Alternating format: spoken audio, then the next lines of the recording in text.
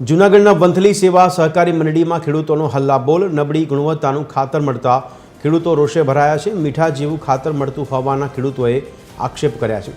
ખાતર માટે ધક્કા ખાતા ખેડૂતો પરેશાન થયા છે તો સહકારી મંડળીમાં પણ અન્ય ખાતરનો જથ્થો હોવા છતાં પણ ખાતર ન આપતા ખેડૂતો રોષે ભરાયા છે। મંડળીમાં આવ્યા હતા અને અમને થોડું ખાતર નબળું લાગ્યું એ અમે પાછું લીધું નહીં ને આગળ અંદરની અંદર બીજું ખાતર પડ્યું હતું એ ખાતર અમને આપ્યું નહીં। શોખ થયેલીનો એવો જથ્થો હતો એની પાસે પણ અમને આપેલું નથી ને અત્યારે અમે જોનપુરથી રિક્ષા લઈને આવ્યા છીએ।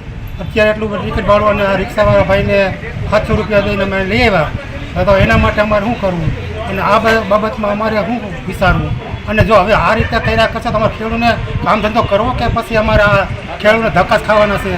આજે અમે સહકારી મંડળી ખાતર માટે આવ્યા હતા લેવા માટે, તો અંદર શોખ થયેલીનો જથ્થો પડ્યો છે ટૂંકમાં, અને બીજી ગાડીમાં ખાતર જોયું તો નિમક જેવું ખાતર નીકળ્યું એટલે એ ખાતર કોઈ ખેડૂતને ઘેર નથી તો ખેડૂતે શું કરવાનું? ખાતર નાખવાનું, પછી મંડળીમાં બેસવાનું કે કામ ધંધો કરવાનો, પછી ખાતરની રાહ જોઈ રાખવી અમારે।